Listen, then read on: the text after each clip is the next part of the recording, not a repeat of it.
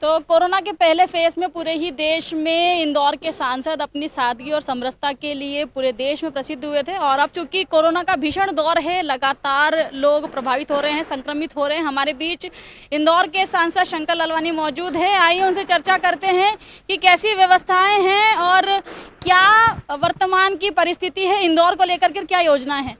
पहले तो शंकर भैया, वो फेज तो कैसे भी करके निकाल दिया क्योंकि सभी एकजुट होकर के लगे हुए थे, परंतु अब कहीं ना कहीं देखा जा रहा है कि डर का माहौल और ज़्यादा है, पर उसकी तुलना में जागरूकता कम है। कैसे देखते हैं? देखिए, ऐसा अंदेशा नहीं था कि जिस प्रकार से पहला फेस हमने देखा और उसमें सबने मिलके उसको लड़ाई लड़ी और अच्छी स्थिति में पहुंचे थे। पर जैसे ही संख्या इंदौर की मैं कहूँ 8, 10, 15 पेशेंट हो रहे थे, तो उसमें जनता को ये लगा कि अब सब कुछ ठीक है। पर फिर हमने देखा एक पिक आया और पिक में किस प्रकार तेज़ी से बढ़ते जा रहे हैं, प्रतिदिन बढ़ते जा रहे हैं। अब तेज़ी से जिस प्रकार से बढ़ रहे हैं उसका अंदाज़ा ऐसा था नहीं कि इतनी संख्या में होंगे, तो निश्चित तौर पे व्यवस्थाएं भी उतनी करना है। हॉस्पिटल अपनी पूरी क्षमता से चल रहे हैं, प्रशासनिक लोग भी लगे हुए हैं, सरकारी हॉस्पिटल में लगातार बेड बढ़ रहे हैं। हमने लगाया भी पूरा सुपर स्पेशलिटी हॉस्पिटल को कोविड कर दिया है। यहाँ तक कि जो एमवाय है, एमवाय भी जो लगभग आधे से ज़्यादा वो कोविड में परिवर्तन कर रहे हैं। इन सब के बावजूद भी हमें ऐसा लगता है कि ऐसा ना हो कि लोग जिस प्रकार से कहते हैं कि हमें बेड की आवश्यकता है तो उसको ध्यान में रखते हुए हमने यहाँ पर इंदौर में जो सबसे बड़ा पंडाल है, मध्य प्रदेश का सबसे बड़ा राधा स्वामी सत्संग वाला पंडाल, वहाँ पर कोविड केयर सेंटर शुरू कर रहे हैं। माननीय मुख्यमंत्री जी ने कुछ दिन पूर्व घोषणा की थी और उसी के अंतर्गत यहाँ पर कोविड केयर सेंटर शुरू कर रहे हैं। पहले फेज में लगभग 502 बेड रहेंगे, 10 गाले रहेंगे। 2 गाले हमारे सीनियर सिटीजनों के लिए रहेंगे, कुछ महिलाओं के लिए रहेंगे, कुछ हमारे भाई लोगों के लिए रहेंगे। और लगभग 1,20,000 स्क्वायर फीट के आसपास का यह पहला फेस है, जिसमें आपने देखा होगा कि कार्बोरेटेड बॉक्स के हमारे बेड आ गए हैं। इसके साथ साथ रजाई नहीं आ गई, तकिए आ गए हैं, बेडशीट जो डिस्पोजेबल है लगभग वो है। कूलिंग का अब काम बाकी है, मुझे लगता है 2 दिन और 3 दिन में ये काम पूरा हो जाएगा। मुझे लगता है कि चूक हो गई। पिछली बार बोल रहे थे कि हाँ हमसे देरी हो गई, पर पहला फेज देखने के बावजूद अगर चूक हो जाती है, अगर उसके बावजूद व्यवस्थाएं दुरुस्त नहीं कर पाते हैं, अगर उसके बावजूद हमारे पास योजनाएं नहीं हैं, तो क्या आप मानते हैं कि हमारे ही सिस्टम में कोई खोट है? देखिए, ये अंदाज़ा किसी को नहीं था कि इस पीक पे जाएगा।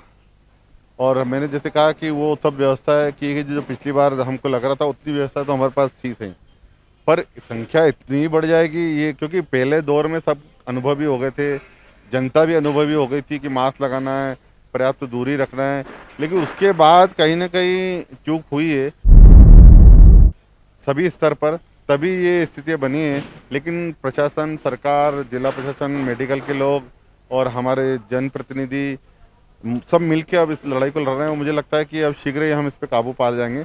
व्यवस्था पूरी जुटा रहे हैं। संजय जी, क्या लगता है यहाँ चूक हुई कि जब लोग जागरूक होना शुरू हो गए थे, जब लोग मास्क लगाना शुरू हो गए थे, जब लोग एहतियातन घरों से निकल रहे थे, तब उपचुनाव हुआ, तभी राजनीतिक समाज सभाएं हुई, तभी राजनीतिक कार्यक्रम हुए, तो जनता के मन में कहीं ना कहीं ये विश्वास का भाव उत्पन्न हो गया कि शायद कोरोना जो है वो जा चुका है हमारे वहाँ से, और लोग बेफिक्र हो गए। और जहाँ से लोग बेफिक्र हुए, वहीं से महामारी ने अपना एक बोला जा सकता है कि भयावह रूप फिर से दिखा दिया कि मैं हूँ।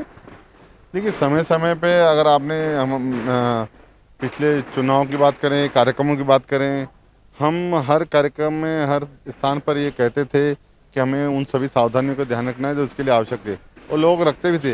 लेकिन कभी कभी ऐसा होता है ना कि जब पेशेंट बहुत ही या न के बराबर गिनती में 5 से 10 आ रहे हों, तो लोगों के मन में ऐसा आ गया कि अब कोरोना गया, और उसके कारण वो जिस प्रकार से हम मार्केट में देख रहे थे, बाज़ारों में देख रहे थे, लोग मास्क नहीं लगा रहे थे और जो पर्याप्त दूरी का पालन भी नहीं कर रहे थे, कहीं ना कहीं उसका परिणाम, और आसपास के राज्यों से जो हमने देखे किस प्रकार पास के राज्यों में एकदम पिक बढ़ा, और उसका असर हमारे ऊपर भी पड़ा।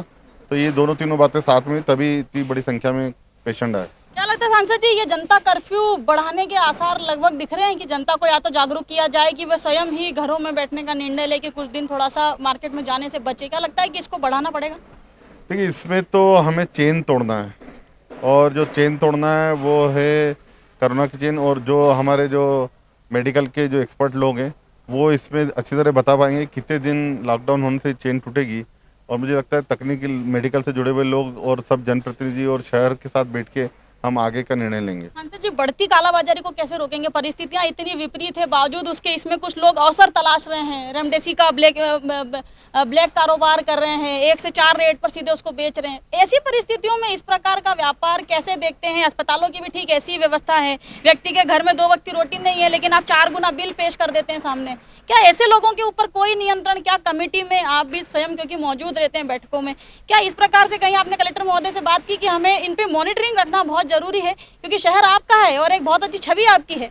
इस प्रकार की हरकतों से डॉक्टरों की तो नहीं, परंतु जनप्रतिनिधियों की छवि बहुत ज़्यादा प्रभावित होती है। कैसे देखते हैं? 2 बातें आपने कही, एक तो हॉस्पिटल के बिल को लेकर, और उसके लिए गाइडलाइन सरकार ने तय कर दी है और उस पर हम मॉनिटर भी कर रहे हैं। अगर कोई शिकायत आती है तो हम कार्रवाई भी करते हैं, लेकिन अभी हॉस्पिटलों की ये स्थिति है कि वहाँ बेड उपलब्ध नहीं है। तो हमारी प्रायोरिटी लोगों को स्वास्थ्य देना, पहली बात। दूसरी बात, दवाइयों को ब्लैकमेल को लेके बीच में शिकायत आई थी, हमने कार्रवाई की थी, उसका लाइसेंस कैंसिल किया।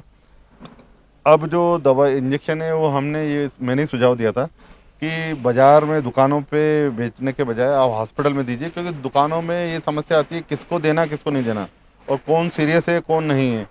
कुछ लोग ले जाके कालाबाजारी भी कर सकते हैं, शिकायत आई थी। इससे अच्छा हॉस्पिटल में अगर जिसको आवश्यकता होगी, डॉक्टर जो कहेगा कि ये मरीज़ की स्थिति ठीक नहीं है, इसको देना चाहिए, तो उसको बिल्कुल देना चाहिए। तो जितनी इंजेक्शन हमारे पास है उसको प्रोपोर्शनेट में हमने संख्या के आधार पर कि जिस हॉस्पिटल में जितने पेशेंट है उसके प्रपोज ने परसेंटेज, सबका परसेंटेज तय कर दिया। बावजूद उसके सांसद जी, जो छोटे अस्पताल हैं, बड़े अस्पतालों की तो हम बात नहीं करेंगे और अपने दर्शकों का भी ध्यान केंद्रित करने की कोशिश करेंगे कि जो छोटे अस्पताल हैं वो बावजूद उसके मरीजों के परिजनों पर ये प्रेशर बनाते हैं कि आप बाहर से हमें इंजेक्शन मुहैया कराइए, तभी आपके मरीज का इलाज हो पाएगा। तो क्या ऐसे अस्पतालों का लाइसेंस निरस्त करना या कोई कानूनी कार्रवाई उनके ऊपर करना, क्या ऐसी कोई रणनीति बना रखी है आपने? देखिए, अभी ऐसे हालात नहीं कि कानूनी कार्रवाई करें, क्योंकि हमें हॉस्पिटल की आवश्यकता है और बेड की। ये ज़रूर है कि हम उन मैनेजमेंट के लोगों को बुलाकर समझाते हैं, बात करते हैं कि कुछ शिकायत आती है। कुल मिला के ये है कि अच्छे वातावरण में हम सब मरीजों का इलाज अच्छा हो और ब्लैकमेलिंग नहीं हो, बिल ज़्यादा ना बने। और ये हम इंस्ट्रक्शन देते भी हैं, कभी कहीं से शिकायत आती है तो हम बोलते भी हैं, और कहीं कहीं हमने कार्रवाई करने की बात भी की है, लेकिन उन्होंने उसको सुधारा भी है। ऐसी कोई शिकायत आएगी तो ज़रूर हम कार्रवाई भी करेंगे, लेकिन हमारी प्रायोरिटी है लोगों को इलाज ज़्यादा से ज़्यादा मिले, अच्छा से अच्छा मिले। सांसद जी, ये पूर्व विधायक जो रहे सुदर्शन गुप्ता के बयान को कैसे देखेंगे? कहते हैं कि शमशान घाटों की व्यवस्थाएं और करनी चाहिए, तो मतलब ऐसा है अंदाजा कि मौतों का आंकड़ा लगातार बढ़ने वाला है। क्या कहना चाहते हैं सुदर्शन गुप्ता? देखिए, बात ये है कि उन्होंने जो बात कही थी, मैं भी था उसमें। उनका कहना था कि जैसे हमारे हिंदू धर्म में जब क्रियाक्रम करते हैं तो तीसरे दिन हम अस्थियों का ठंडा करने जाते हैं, विसर्जन करते हैं।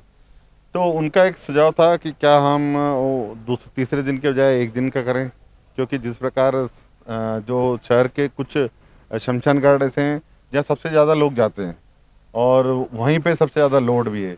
तो या तो उसकी स्थिति सुधारी जाए, ज़्यादा स्थान बनाया जाए।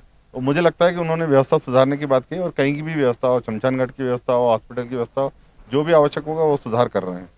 तो ये तो थी इंदौर के सांसद शंकर लालवानी से हमारी विशेष चर्चा। अपने तमाम दर्शकों तक ये मैसेज पहुंचाने की कोशिश करना चाहेंगे कि अगर शुरुआती दौर में कोई भी सिम्टम्स आपको अपने दैनिक जीवन से अलग महसूस होते हैं तो कृपा करके आप लोग ज़रूर से ज़रूर कोरोना का टेस्ट ज़रूर करवाएं, उससे डरे नहीं, और जितना संभव हो सके अपने परिचितों को, अपने परिजनों को कोरोना की वैक्सीन लगवाने के लिए जागरूक करें। सभी घरों से निकलें और कोरोना की वैक्सीन ज़रूर लगवाएं। साथ ही एहतियातन के तौर पर यदि ज़रूरी हो तभी अपने घरों से आप बाहर निकलें। मास्क का प्रयोग जरूर करें, अनावश्यक घरों से बाहर ना निकलें। एक मास्क आपके परिजनों के शरीर पे लिपटे हुए कफन से बहुत अच्छा है, इसलिए मास्क जरूर लगाएं। कैमरा पर्सन टोनी के साथ मैं प्रियंका पांडे, रेड 9 टीवी इंदौर।